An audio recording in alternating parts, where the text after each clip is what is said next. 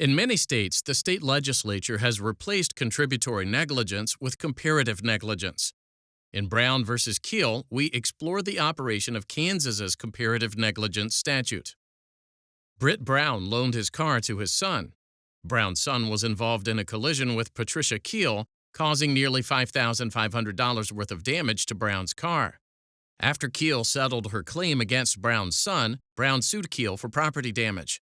Keill answered the complaint, asserting that Brown's son was 90% responsible for the accident and Keill was only 10% responsible. Although Keill claimed that Brown's son was primarily at fault, she didn't join him as a party to the action.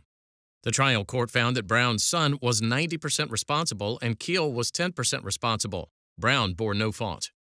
The trial court entered judgment against Keill for 10% of Brown's damages. Unhappy with the award, Brown appealed to the Kansas Supreme Court.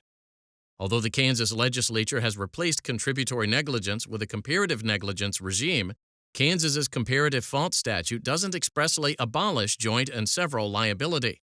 Accordingly, Brown argued that the trial court should have applied joint and several liability to hold Keill responsible for 100% of Brown's damages.